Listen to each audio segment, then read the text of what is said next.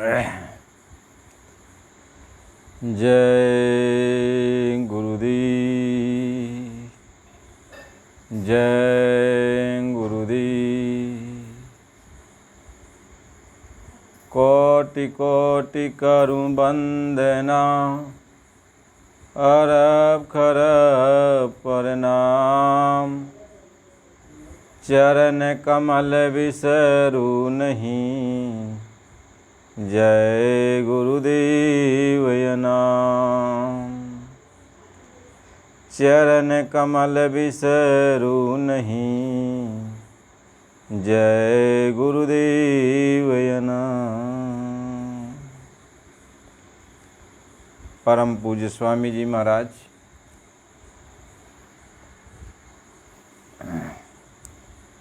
आप सभी प्रेमी भाई बहनों, गुरु महाराज जी के चरणों में कोटि कोटि प्रणाम।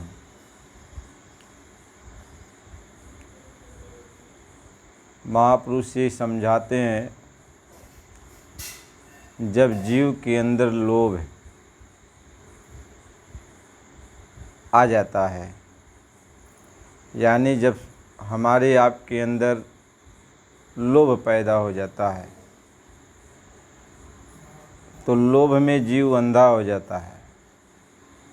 अब उसको ये नहीं मालूम पड़ता है कि अगले का नुकसान होगा कि फ़ायदा होगा। अब अपने स्वार्थ में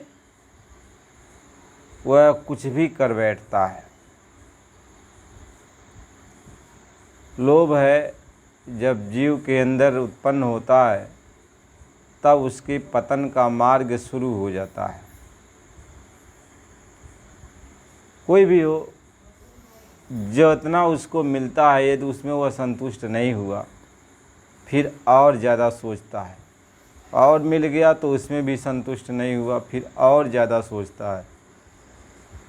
उसमें भी वह संतुष्ट नहीं हुआ, और ज़्यादा सोचता है। यानी उसके अंदर संतुष्टि नहीं रहती है, लोभ उसको बढ़ता है। लोभ एक पतंग है, जैसे उड़ाते जाओ आसमान में उड़ता जाता है। ऐसे जब किसी के अंदर कोई भी हो, चाहे जिसके अंदर जब लोभ आ जाती है, तो पाप उसके अंदर बस जाता है। लोभ है जो पाप कराता है। लोभ है जो आप अपने सामने खाई खोद लेते हो। लोभ ही है जो आपको नीचे गिरा देता है। लोभ के वशीभूत होकर जीव अपना पतन कर लेता है। इसलिए लोभी आदमी भक्ति नहीं कर सकता है। जिसके अंदर लोभ है वो भक्ति नहीं कर पाता है। क्यों? कि उसको संतुष्टि नहीं है। वह अपने स्वार्थ के लिए, अपने लोभ के लिए, अपनी इच्छा की पूर्ति के लिए, जो इसके अंदर इच्छाएं दुनियावी उठती हैं, उसकी पूर्ति के लिए वह महात्माओं के पास जाता है, भक्ति का मार्ग स्वीकार करता है कि हम ये करेंगे तो हमारा कुछ एक काम बन जाएगा। यानी हर जगह वह अपना स्वार्थ ही लिए रहता है, तो भक्ति नहीं कर पाता है। लोभी आदमी, कामी आदमी, क्रोधी आदमी ये भक्ति नहीं कर सकते।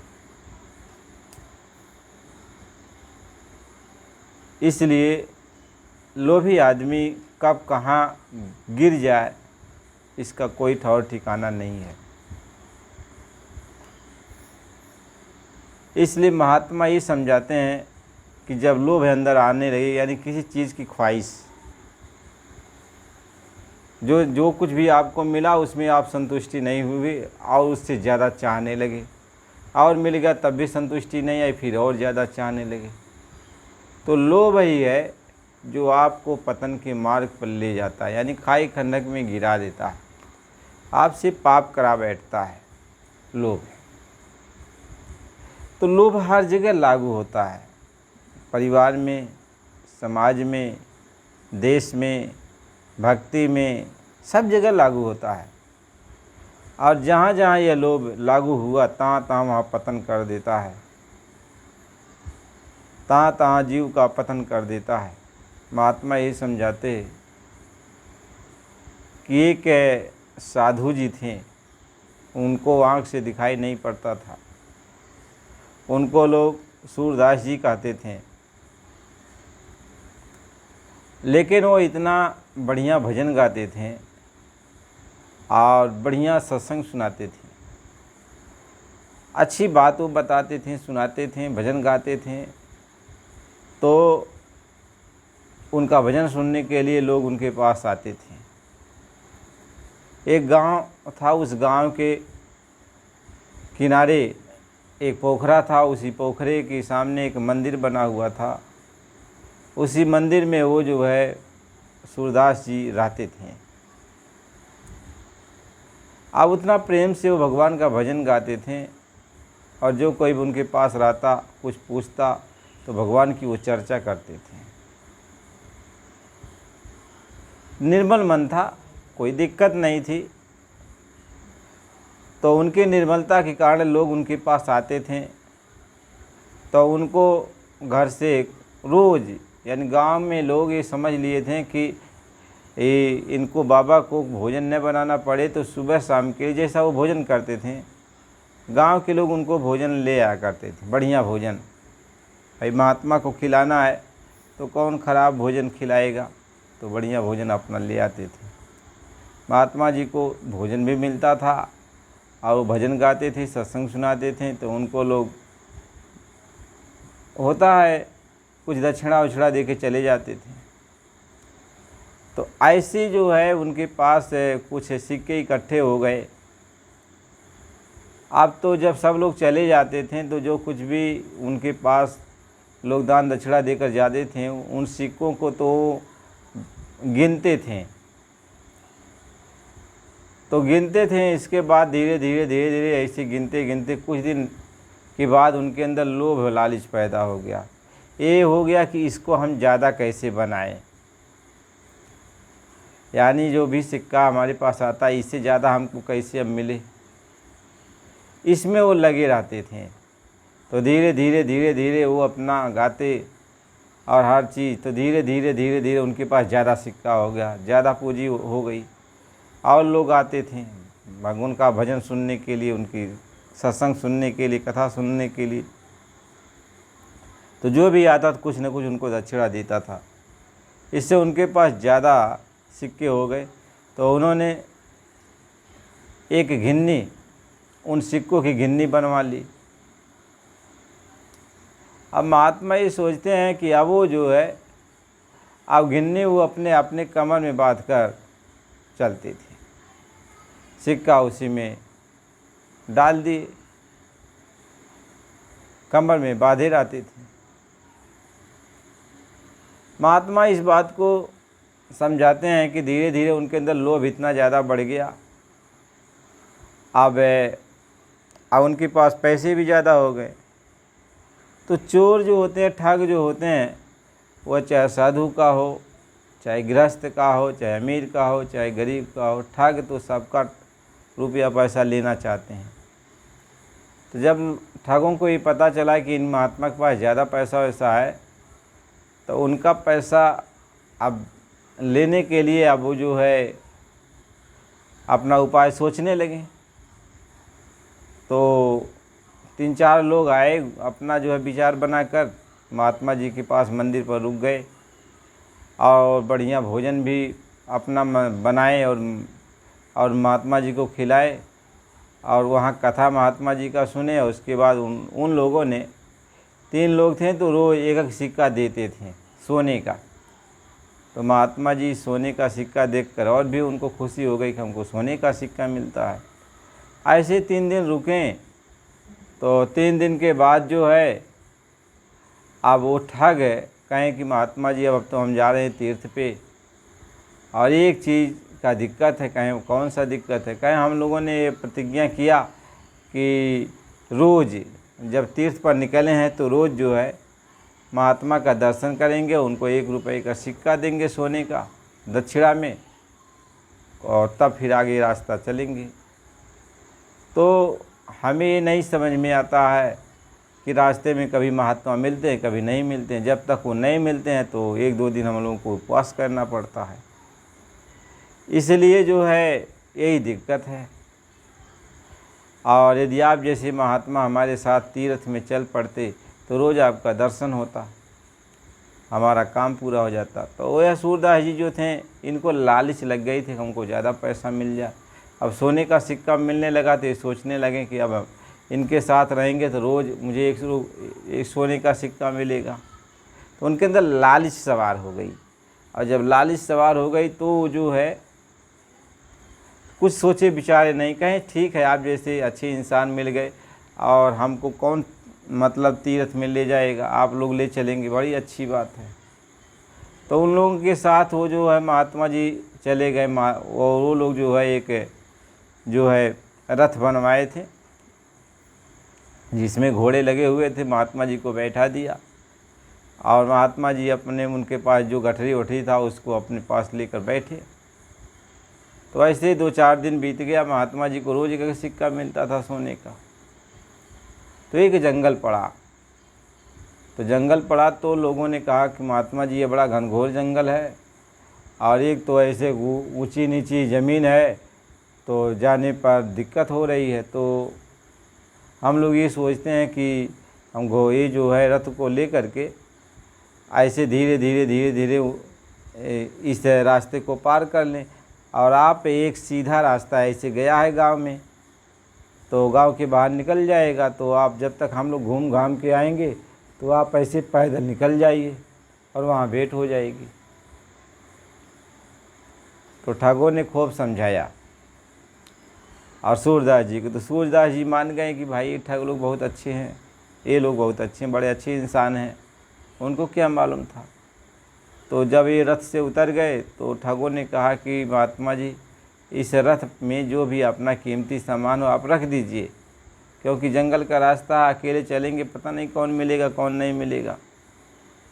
तो विश्वास था तो अपना जो भी पैसा कौड़ी सोना इकट्ठा किए थे इनके पास था, सभी रथ में रख दी। और इसके बाद जो है अब जो रास्ता वो बताए थे ये लोग, ये सूरदास जी टोते हुए मतलब धीरे धीरे जा रहे थे। तो अब आगे जो है गड्ढा था, वो लोग सोचे कि इसी गड्ढे में जाके आगे गिर जाएगा। तो जब वो आगे जाने लगे ये जो है सूरदास जी, तो एक आदमी बोला बाबा जी उधर कहाँ जा रहे हो, उधर तो रास्ता नहीं है, गड्ढा है। तो ये सूरदास जी सोचने लगे कि हमको कोई भरमा रहा है। बात उसका नहीं माने और जाकर गड्ढा में गिर गए। तो वो आदमी जाके उनको गड्ढा में से निकाला, लेकिन महात्मा जी को चोट ज़्यादा लग गई थी। सब बातें समझ में महात्मा जी को आ गई। महात्मा जी ने कहा बच्चा आपकी बात को मैंने नहीं माना और वो लोग हमारे साथ धोखा किए। तो धोखा किए और वो लोग जो भी सामान मेरे पास था धन दौलत अब लेके चले गए, वो लोग ठगे थे। तो बच्चा मेरा यह संदेश सबको दे देना कि कोई किसी को ठगता नहीं है, कोई किसी का धन लेता नहीं है। यदि आप अपने अंदर जब लोभ पैदा हो जाता है तो लोभ ही है जो हमें आपको ठग लेता है, पतन के मार्ग पर ले जाता है। तो लोभ इतना नहीं बढ़ाना चाहिए कि ताकि जीव सही मार्ग को छोड़ करके गलत मार्ग अपना ले और उसके पतन का कारण बन जाए। तो गुरु महाराज यही समझाते हैं, मालिक जितना देता है उसी में संतुष्टि रखो। बहुत ज़्यादा लोभ बढ़ाओगे, लालच बढ़ाओगे तो पतन का कारण बन जाएगा। इसलिए सबको चाहिए कहीं जब आवे संतोष धन, सब धन धूल समान। कहीं आज धन गज धन बाज धन और रतन धन खान, और जब आवे संतोष धन, सब धन धूल समान। तो जब संतोष धन आ जाएगा, यानी जो कुछ भी आपको मिल रहा है उसी में आप संतुष्टि मान लोगे कि मालिक की जो भी इच्छा है वह हमको मिल रहा है। और आप ज़्यादा लालच में पड़ जाओगे तो फिर आपके लिए पतन है ही, कोई भी हो। तो महात्मा इसी बात को समझाते हैं। तो हमें इससे बचना चाहिए। कह साईं इतना दीजिए जामे कुटुंब समाए, मैं भी भूखा ना रहूं साध न भूखा जाए। भगवान से उतना ही मांगो कि भगवान हमको उतना दीजिए कि हमारे परिवार का, बाल बच्चों का, सबका भरण पोषण हो जाए। हमारे दरवाजे पर कोई दीन दुखिया गरीब आ जाए तो उसको हम कुछ खिला पिला दें, कुछ उसको जो है दान दक्षिणा देनी, इतना हमको दो और हमको ज़्यादा नहीं चाहिए। कहें मैं भी सुखी रहूं, जो मेहमान आ जाए वो भी सुखी हो जाए, उसको भी हम भोजन पानी करा सकें।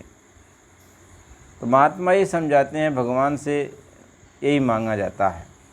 अब लोभ तो सबके अंदर, तभी तो पतन का कारण है, कोई संतुष्ट नहीं है। सभी लोग परेशान हैं जिनके अंदर ये लोभ उत्पन्न हुआ। संसार में ज़्यादातर सब लोग ही स्वार्थी होगी, इसलिए सबको कहा जाता है कि सब स्वार्थी हैं, लोभी हैं। यानी अपने अपने स्वार्थ को पूरा करने में सब लोग लगे हुए हैं, कोई भी हो। इसलिए संसार में सब लोभी, सब स्वार्थी हैं। तो जब सब स्वार्थी हैं, एक दूसरे को ठग रहे हैं, ये पैसे वैसे तो एक लोभी रहता तो दूसरे को ठगता, आप तो घर घर लोभी हो गए हैं। पूरा इसका जत्था तैयार हो गया, बाप का बेटे से, बेटे का बाप से, बेटी है माँ से कपट करती है, माँ बेटी से कपट करता है, यार दोस्त सब में तो ये लगा हुआ है, एक दूसरे को सब ठग रहे हैं। यानी एक दूसरे का साथ लोभ बस किए हुए हैं कि इनसे हमारा कुछ भला हो जाए, इनसे हमें कुछ मिल जाएगा। सब लोभ बस एक दूसरे का साथ किए हुए हैं। अब लोभ बस, तो बताओ जब सबकी दाढ़ी में आग लगी हुई है तो एक दूसरे की दाढ़ी कौन बुझाएगा? सब कहेंगे हम दुखी हैं, वो कहेगा हम दुखी हैं, वो कहेंगे हम दुखी हैं, वो कहेंगे हम दुखी। सब रो रहे हैं, कहें तन धन से तुम दुखी हो, तन धन से तुम दुखी हो, परिवार से दुखी हो। तन धन से तुम दुखी हो, परिवार से दुखी हो। जिनको मिला है सब कुछ वो भी तो रो रहे हैं। कहते हैं सब तन मन से सब दुखी हैं, परिवार से दुखी हैं, समाज से दुखी हैं। जिनको सब कुछ मिला हुआ है, ऐसा आराम की सारी सुविधा, वो भी दुखी हुई हैं। सब दुखी हैं, कोई सुखी नहीं है, क्योंकि सबके अंदर लोभ लगा हुआ है। सब लालच में पड़े हुए हैं, मुझको क्या मिल जाए, हविस सबको लगी हुई है। इतना हविस लगी हुई है कि कैसे होता है। कुत्तों को देख लो, यदि आप कुत्तों के सामने उनका भोजन डाल दो, कौरा डाल दो, वहीं बैठ के देखो कि सारे जितने भी 3-4 कुत्ते रहेंगे सब दौड़ पड़ेंगे, तो खाना तो वहीं पे पड़ा रहेगा। अब आपस में वो जो है कटौगल करेंगे जितने कुत्ते हैं, और उस खाना को छिन्न भिन्न कर डालेंगे और अपना जो है मुँह दाढ़ी सब कटा डालेंगे एक दूसरे से। और जब इनको दर्द होने लगेगा, शांत हो जाएंगे, तब वही बीन बीन करके खाना खाएंगे। जो मिट्टी में खाना गिर पड़ा, बेकार हो गया, तो उसी को फिर बीन बीन खाएंगे। तो ऐसे सब कामी कुत्तों की तरह लोभी बन गए हैं, झपट्टा मारते हैं कि कौन चीज़ कहाँ से मिल जाए और उसको बर्बाद कर देते हैं। महात्मा यही चीज़ समझाते हैं। तो जब लोभ है, लालच है, हर जगह ये चीज़ लगा हुआ है, तो कौन किसको समझाए। सबके साथ लगे, कहें भैया इनसे कुछ पैसा मिल जाता। बच्चा थोड़ा सियाना हुआ तो उसको भी यही है कि ये इनका मैं साथ किया, इनसे कुछ मिल जाता तो कुछ खाने को मिल जाता, उसको भी यही चिंता लगी हुई। सब जगह यही चिंता है। इसलिए लोभ जब उत्पन्न हो जाए तो समझ लो कि अब पतन शुरू है। जब आपके अंदर ये लोभ आ जाए, ये भावना आ जाए कि हमारे अंदर ये चीज़ की आ जाता है कि हमको ज़्यादा चीज़ें मिलना चाहिए, जितने में है उतने में संतुष्टि नहीं हो रही है, और ज़्यादा और ज़्यादा और ज़्यादा, तो जान लो अब तुम्हारे पतन का कारण है। अब जिस तरह से तुम सुख शांति से रह रहे हो वह रहने नहीं पाओगे, आगे चल के तुम्हारे विनाश का कारण बन जाएगा। इसलिए महात्मा ये समझाते हैं, भगवान ने तुम्हें सब कुछ दिया है, आओ उसी में संतुष्ट रहो, उसी में संतुष्ट रहो। कहें प्रारब्ध भगवान ने बना दिया तुम्हारा, तो जो प्रारब्ध में वो मिलेगा, तुम अपना मेहनत करते रहो, जो तुम्हारे भाग्य में है वह भगवान दे देगा। गुरु महाराज जी ने कहा, एक महात्मा जी थे तो एक गांव में पहुँचे, गांव वालों को बुलाया। तो गांव वाले ने पूछा, महात्मा जी आप कौन हैं? तो महात्मा जी ने कहा, मैं हिसाब करता हूँ, मैं सबका हिसाब करता हूँ। कहीं किस चीज़ का हिसाब करते हो? ये हिसाब करता हूँ कि तुम्हारे खेत में कितना अनाज होगा, कितना अनाज होगा, इसका मैं हिसाब करता हूँ। तो लोगों ने कहा कि बाबा जी तो बता दीजिए हमारे खेत में कितना होगा। कहें तुम सब लिख लो। बता दिया, तुम्हारे खेत में 40 मन गल्ला होगा। दूसरा कहा, दूसरे को कहें 35 मन, किसी को कहें 50 मन, किसी को कहें 60 मन, जैसा जिसका खेत था। तो वो सबसे कहें कि तुम लिख लेना, तुम्हारे खेत में इतना गल्ला होगा, हम हिसाब करता है सबको इतना मिलेगा। कहें कब? कहें कि जब तुम इसका जो है फसल पक जाएगी तो काट लेना, उसकी छटाई कर देना, उसका खूब जब उसमें भूसी उसी निकल जाए, अनाज बच जाएगा, तब मैं आ जाऊंगा। आप लिख लो, उतना ही मिलेगा जितना मैं बता रहा हूँ। तो उसमें एक चोर था उस गांव में, तो वह भी बाबा जी से पूछा कि मुझको कितना मिलेगा। कहें उसको, तुमको तुम्हारे खेत में जो है तुमको 40 मन गल्ला मिलेगा। कहें ठीक है। अब वो चोर जब सब पक गया तो अपना तो काट करके खलिहान में रख दिया, और उसके बाद रोज़ रात में जागता, सब लोग सो जाते, रात में जागता तो देखता जिसके जिसके खेत में बोझा बंधा हुआ है, कट्या हुआ है, तो 2 बोझा उस खेत में से, 2 बोझा उस खेत में से, 2 बोझा, ऐसे वो कई दिन तक रात भर दूसरे के खेत में से बोझा ले आके अपने खलिहान में रखता था। और जब रख लिया तो उसके भी वह जो है जब दौराही किया और भूसा घासा अलग हो गया, अनाज बच गया। और पूरे गांव वाले भी अपना अपना जो भी उनको अनाज जो भी उनका था उसको निराई उसको करके मड़ाई उड़ाई, और जब अनाज रह गया सबका, तब वो महात्मा जी आ गए। महात्मा जी को देखकर सब लोग पहचान गए।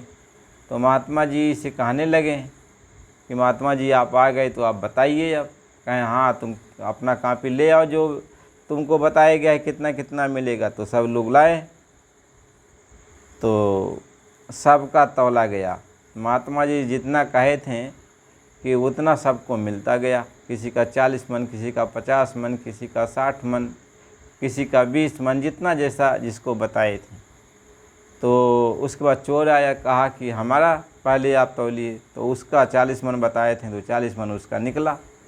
तो उन्होंने कहा, बाबा जी हमको एक बात बताइए, आपने कहा था हमारे खेत में 40 मन होगा, तो हमने जो दूसरे के खेत में से बोझा उठा के लाया था वो कहाँ गया? तो बाबा जी ने कहा कि देख, तो उठा के ले आता था तो मैं उसके खेत में फिर ले जाके पहुंचा देता था। कहें देख मेरे पैर में कितना छाला पड़े हैं, कितना जो है कांटा लगे हैं, कितना खून बह रहा है।